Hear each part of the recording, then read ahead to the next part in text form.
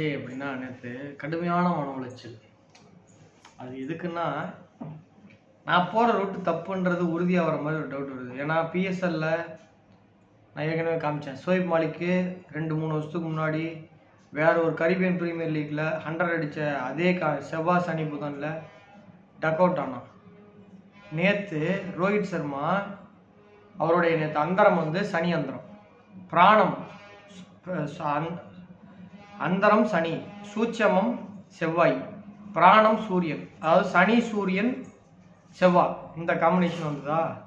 Right, very good.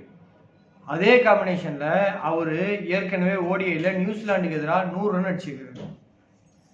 அப்போ நேற்று 100 அடிக்க வேணாம், நேற்று ஒரு 40 ரன் 50 ரன் அடிச்சுக்கலாம்ல. நேற்று 6 ரன்ல அவுட் ஆகுறாரு. நான் திரும்ப அந்த வருஷம் அந்த 2018 19 இருந்தது அந்த டேட்டாவை எடுத்து திரும்ப ரீசெக் பண்ணுறேன். கரெக்டாக தான் இருக்குது, என் மேலே தப்பு இல்லை. அப்போ நான் போகிற மெத்தடே தப்பு. தப்பான ரூட்டில் எவ்வளோ வேகமாக போனாலும் கடைசி வரைக்கும் ஊருக்கு போய் சேர முடியாது. அந்த மாதிரி என்னால் கண்டுபிடிக்க முடியலன்ற ஒரு தோல்வியை நான் ஒத்துக்கிறேன். இது ட்ரீம் 11 கடைசி வரைக்குமே இப்படி தான் கஷ்டப்படணும் போல இருக்குது. 8 பேர் 7 பேர் 9 பேர் 11 பேரை கரெக்டாக கொடுக்க முடியாது போல தெரியுது. 11 பேரை கரெக்டாக கொடுத்தாலும் அது 11 பேருக்கு தான் கொடுக்கணும். அதாவது 15 பேர் கொடுத்து 11 பேர் இல்லாமல் 11 பேர் கொடுத்து 11 பேர் கேப்டன் வைஸ் கேப்டனோட கண்டுபிடிக்கணும் அப்படின்ற ஒரு நிலையை நோக்கி பயணிக்கிறேன். அந்த நிலையை அடையிறதுக்கு இது வரைக்கும் கண்ணுக்கு தெரிஞ்சு வெளிச்சமே தெரியல. நேற்று அதில் ஒரு பெரிய வெற்றிடம் தெரிஞ்சிருச்சு. ஸோ அப்போ நான் போகிற ரூட்டு தப்பு. ஒருத்தருடைய டேட் ஆஃப் பர்த்தை வச்சு, ஒருத்தரோட ஜாதகத்தை வச்சு அன்றைய செயல்பாடை கணிக்க முடியல. இதே வந்து நான் லாங் ப்ரெடிக்ஷன்லாம் நிறையா கொடுத்துருக்கேன். என்னோடய டிவி நிகழ்ச்சியெலாம் பார்த்தவங்களுக்கு தெரிஞ்சிருக்கும். போன வருஷம் ரோஹித் வந்து விராட் வந்து ஃபார்முல இல்லாதப்போ நான் சொன்னேன், இந்த வருஷம் T20ல 1 டேல டெஸ்ட்டில் 3லையுமே செஞ்சுரி போடுவார்னு. அதே மாதிரி நடந்தது. அதே மாதிரி ரோஹித் சர்மா வந்து ஒரு சீரீஸில் 2 செஞ்சுரி போடுவார்னு சொன்னால் அதே மாதிரி நடந்தது. பட் இண்டிவிஜுவலாக அன்னன்னைக்கு சொல்கிறது நான் போகிற ரூட்டு தப்புன்னு ஒரு பயமாக இருக்குது. நான் வந்து தசா புத்தி அந்தரம் அந்த சூட்சமம் ஒரு புக்கில் படித்தேன். அதுபடி தான் நான் கஷ்டப்பட்டேன். அதுக்கு நான் வந்து வீடியோவில் உங்களுக்கு 20 நிமிஷம் நீங்கள் 10 நிமிஷம் பார்ப்பீங்க. ஆனால் அதுக்காக நான் மினிமம் 4 மணி நேரம் வேலை செய்கிறேன் டெய்லியுமே. அவ்வளோ கஷ்டப்பட்டோம், புரோஜனம் இருக்கணும். இப்போ 4 மணி நேரம் வேலை செஞ்சது மேட்ரு கிடையாது. அவன் கல்யாணம் ஆகி 2வது மாதம் பிள்ளை பார்க்குறான், 2வது மாதம் கன்சீவ் ஆகுது. அவன் 5 வருஷமா 6 வருஷமா குழந்தை இல்லாமல் இருக்கிறான். அப்போ இங்கே வேலை முக்கியம் கிடையாது, ரிசல்ட்டு தான் முக்கியம். ஸோ அப்போ வேலை எவ்வளோ தான் செய்கிறானுங்க, ரிசல்ட் கிடைச்சா தான் அது வெற்றி. ஆர்சிபி மாதிரி 14 வருஷமாக விளையாண்டு கப்பு இல்லைன்றதை விட கப்பு வேணும். ஸோ எனக்கு ரொம்ப மன உளைச்சலாக இருக்குது. ஸோ அதனால் மீண்டும் என்னுடைய குருநாதரை சந்திக்கிறதுக்கான கேட்டிருக்க அப்பாயின்மெண்ட்டு. அவரும் எனக்கு இது கற்றுக் கொடுத்தவர் மேலே போயிட்டார், சிவதாசன் ரவி சார். வேற ஒருத்தர்கிட்ட இப்போ ஜோசியம் அதாவது எனக்கு இப்போ எப்பயும் ஒரு ஜோசியத்தில் படிக்கிறவனு தெரியும், ஒரு குருநாதர் துணை இல்லாமல் இருக்க முடியாது. அது மாதிரி பெங்களூரில் ஒருத்தர்கிட்ட சில விஷயங்கள்லாம் ஆலோசனை கேட்பேன். அப்புறம் நேற்று அவன் 6 ரன்ல அவுட் ஆன உடனே திரும்ப கம்ப்யூட்டரில் செக் பண்ணிட்டு ஒரு 9:30 மணிக்கு மேலே எனக்கு ரொம்ப மன உளைச்சலாகி ஒரு 9:30லேருந்து 11:30 வரைக்கும் அவர்கிட்ட தான் பேசினேன். அவர் ஐபிஎல் முடிஞ்சு வாழ்ந்துருக்காரு. போய் அவரை பார்த்தா ஏதாவது ஒரு ஒளி விளக்கு கிடைக்குமான்னு பார்ப்போம். ஒருவேளை அதுக்கப்புறமும் கிடைக்கல அப்படின்னா நம்ம மேட்ச் ப்ரெடிக்ஷன் மட்டும் கான்சன்ட்ரேஷன் பண்ணலாம். ஏன்னா நம்ம கம்முன்னு விட்டாவாச்சா யாராவது ஒருத்தங்களா ஜெயிச்சுக்குவாங்க. இதில் நம்ம ரிசல்ட்டே நம்ம போடுற ப்ரிடிக்ஷனை பார்த்து யாரோ ஒருத்தங்க என்னைக்காச்சும் ஒரு நாள் ஜெயிக்கலாம். ஏன் அவங்களுடைய வெற்றியை நம்ம கெடுத்து விடணும்? அவனா கூட உண்மையிலேயே சில விஷயங்கள் அவங்களா கூட மேபி என்னைக்கா ஃப்ளூக்கில் ஜெயிக்கலாம். நம்ம ஏன் அதை கெடுப்பானே? அதனால் முடியல அப்படின்னா ஒதுங்கிக்கிறது தான் நல்லது.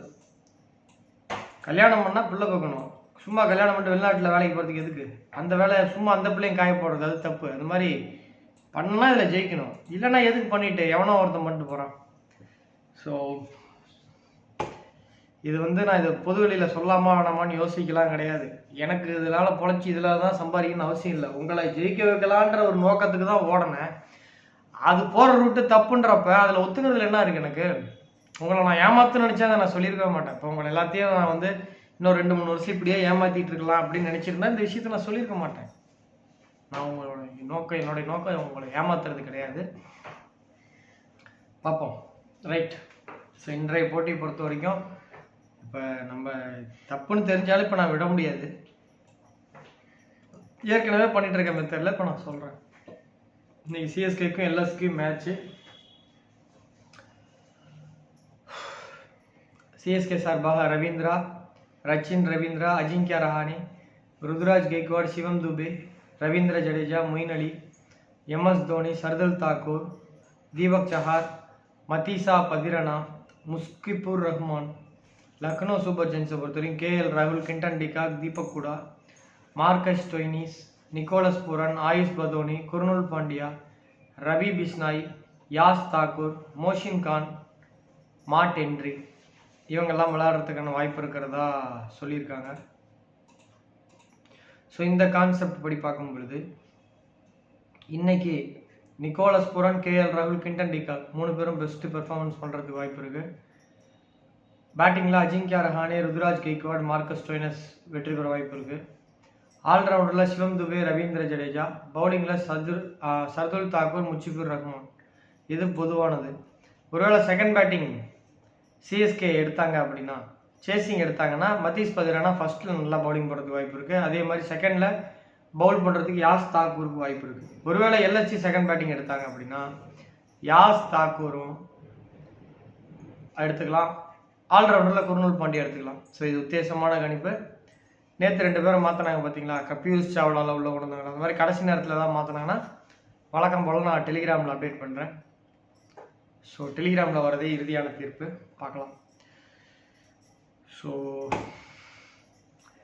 நன்றி, வணக்கம். போகிற ரூட்டு தப்புங்க. ஸோ என்னை நம்பி பெருசாக தான் கனவு போட்டேன். இன்னும் ஃப்யூச்சரில் பாலாஜி என்னைக்காச்சும் ஒரு நாள் ட்ரீம் லோன் கரெக்டாக கண்டுபிடிச்சிடுவாரு, நம்ம அதை வச்சு ஏதாவது ஒரு பெருசாக சம்பாதிச்சு செட்டில் எல்லாம் நினச்சிட்டு இருந்தவங்களாம் என்னை மன்னிச்சிருங்க, என்னால் முடியாது. நான் இப்போ வரைக்கும் போகிற ரூட்டு தப்பு. அது வந்து ஒரே ஒரு தோல்வி வச்சு நான் சொல்லலை, நான்லாம் தோண்டு போகிற ஆள்லாம் கிடையாது. ஷோயிப் மாலிக்கும் அதே காம்பினேஷனில் 150 1 டக்கு. ரோஹித் சர்மாவும் அதே காம்பினேஷனில் ஒன்று வந்து 100, இன்னொன்று டக். 6 ரன்னு டக்கு ஈக்குவல்னு வச்சுக்கலாம். சரி, 2 தானா அப்படின்னா அப்படி தான் கிடையாது. முந்தானத்து ஞாயிற்றுக்கிழமை விராட் கோலி அதே காம்பினேஷனில் Virat Kohli 82 run T20ல் west Indies கூட எடுத்திருக்காரு 2019. ஆனால் அன்னைக்கு 21 ரன் அடிக்கிறாரு. 81 ரன் அடிக்க வேண்டாம், அட்லீஸ்ட் அந்த ட்ரீம் 11ல் வர அளவுக்காவது அடிச்சிருக்கலாம்ல. இல்லையே, அப்போ நான் போகிற ரூட்டு தப்பு தானே.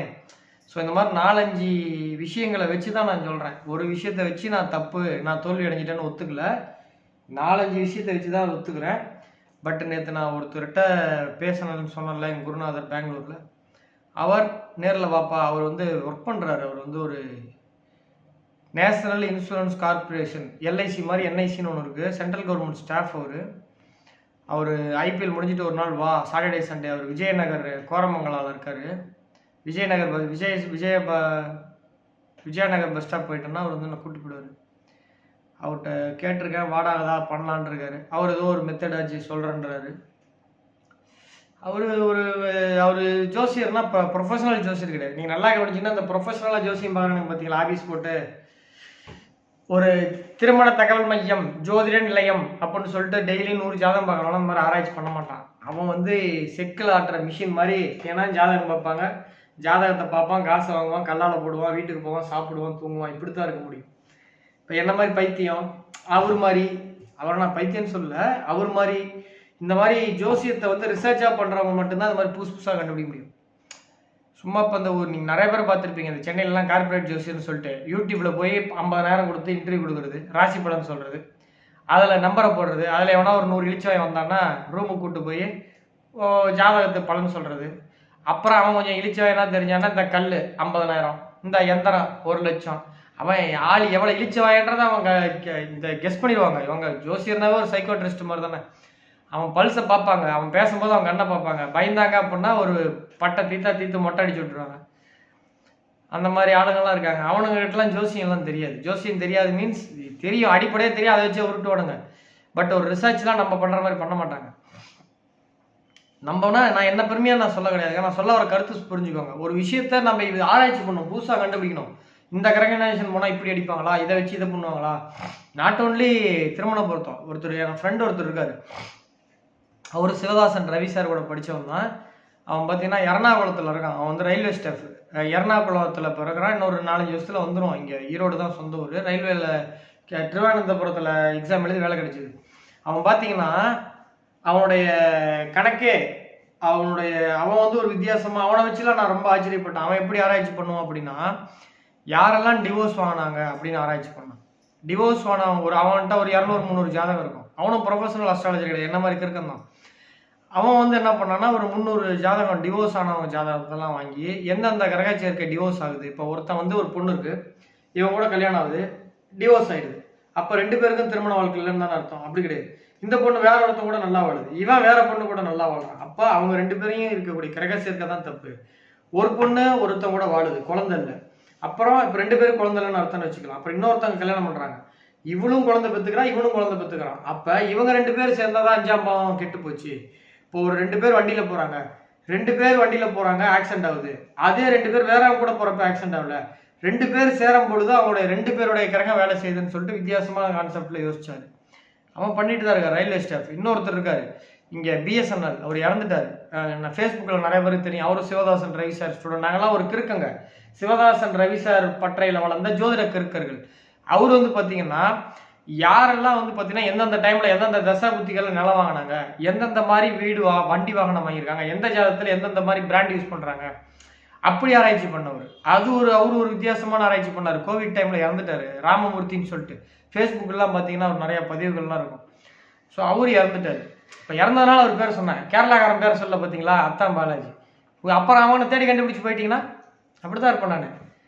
செத்து போனால் பேரை சொல்லிவிடுவேன், செத்து போனதுக்கப்புறம் அவங்களை கண்டுபிடிச்சி என்ன இருப்பாரு.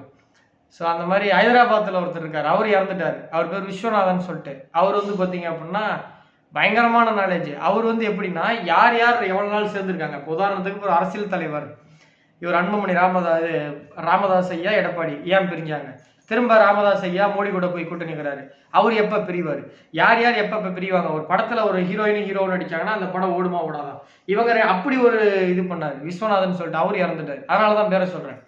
ஸோ இந்த மாதிரி ஒவ்வொருத்தங்க ஆராய்ச்சி பண்ணுறவங்க இருக்காங்க. அவங்க கிட்டலாம் நான் வந்து ஒரு 3 மாதத்துக்கு 2 மாதத்துக்கு தூரம் பழகவும் பேசுவேன். ஏன்னா நான் எந்த ஜோசிகாரன் கூடயும் தமிழ்நாட்டில் ஒரு 2-3 பேரை தவிர மீதி யாரோடைய நம்பர் என்கிட்ட கிடையாது. நான் ஃபோன் பண்ணால் எடுக்க மாட்டேன், நானும் அவங்ககிட்ட பழக மாட்டேன். ஏதாவது விசேஷத்தில் இந்த மாதிரி நிகழ்ச்சியில் பார்த்தா தலையாட்டுறதோட சரி, நெருங்கி பழக மாட்டேன். இந்த மாதிரி ஆராய்ச்சி பண்ணுறாங்க பார்த்தீங்களா, அவங்ககிட்ட நெருங்கி பழகுவேன். ஏன்னா அவங்ககிட்ட இருந்து விஷயம் கிடைக்கும், அவங்களும் என்ன மாதிரி ஆராய்ச்சி பண்ணுவாங்க. அந்த மாதிரி இருக்கவங்க கிட்ட எல்லாத்திட்டையும் இனிமேல் நான் வந்து இதை பற்றி பேசலான்னு இருக்கேன். கண்டிப்பாக அவங்க எதாவது யோசிச்சு எனக்கு சொல்லுவாங்கன்னு நினைக்கிறேன். ஸோ நான் அதனுடைய தோல்வியை ஒப்புக்கிறேன். ஆனால் மறுபடியும் வேறு ரூட்டில், ஏன்னா பஞ்சபட்சி ஆல்ரெடி பார்த்தாச்சு, தோற்று போச்சு, அது ஒன்றும் சரியாக வரல. அடுத்து தினப்பலன் ஒன்று இருக்குது, தாரா பலன் சொல்லிட்டு, அதை வச்சும் தோற்று போயாச்சு. இப்போ தசாபுத்தி அந்தரம் இதுவும் தோற்று போயாச்சு. ஸோ வேறு மெத்தடாலஜி நம்ம போவோம். கண்டிப்பாக நான் உங்களை ஏமாற்ற மாட்டேன். அப்படி ஏமாத்துற மாதிரி தான் போகுதுன்னா நான் இதுலேருந்து விளைவிக்கிறேன். ஸோ இப்போதைக்கு நான் தோல்வின்றதை ஒத்துக்கிறேன். பார்ப்போம் ஃப்யூச்சரில் வேறு ஏதாவது மெத்தடாலஜி நல்ல மெத்தட் கிடைச்சி அதில் ஜெயிக்கிற மாதிரி இருந்தால் அதில் ஆராய்ச்சி பண்ணுவோம். இதில் இப்போ 3 வருஷம் போச்சு, திரும்ப 3 வருஷம் போனால் போயிட்டு போகுது. ஒழுங்காக இந்த ஆராய்ச்சி பண்ணுறதுக்கு டெய்லி 4 ஜாதகம் பார்த்துருந்தா கூட வருஷத்துக்கு கிட்டத்தட்ட ஒரு 1500 ஜாதகம் பார்த்துக்கலாம். ஜாதகத்துக்கு 2000 வாங்கியிருந்தால் கூட கிட்டத்தட்ட 1000-2000 கிட்டத்தட்ட ஒரு 20 லட்ச ரூபா சம்பாதிச்சிடலாம். ரைட், இப்படி தான் பேச தோணும், புலம்ப தோணும். பட் ஆனால் ஒரு ஆராய்ச்சியாளருக்கு காசு பொருட்டு கிடையாது, வெற்றி தான் பொருட்டு. ஸோ அதெல்லாம் எனக்கு பிரச்சனை கிடையாது. ஸோ மீண்டும் நாளை சந்திப்போம். ஸோ அதுக்குன்னு நான் வீடியோ போடாமல் இருக்க மாட்டேன். என்னுடைய ஆராய்ச்சி தொடரும். பண்ணிட்டு இருக்கிறது தப்புன்னு தெரிஞ்சு போச்சு, பட் இருந்தாலும் இதை தொடரும். இதில் என்ன ஏதாவது கரெக்ஷன் பண்ண முடியுமா பண்ணுவோம். வேறு நல்ல ஆராய்ச்சி கிடச்சி அதில் ரிசல்ட் வர வரைக்கும் இதை பண்ணுவோம். நல்ல ஆராய்ச்சி கிடச்சி அதில் ரிசல்ட் வந்துச்சுன்னா அதை ட்ராப் பண்ணிட்டு அதுக்கு போவோம். அது நல்லா கிடைச்சதுன்னா ஒரு நாள் அதில் ஜெயிப்போம், இல்லையா அதை விட்டுன்னு ஒன்று போவோம். தேடிக்கிட்டே இருப்போம், கிடைச்சா கிடைக்கிட்டு. இது ஒரு புதையல் மாதிரி தானே. ஆனால் ஒன்ஸ் இது கிடைச்சதுன்னு வச்சுக்கோங்க, ஜெயிச்சுக்கிட்டே இருப்போம். அதை மட்டும் மறந்துடாதீங்க. நன்றி, வணக்கம்.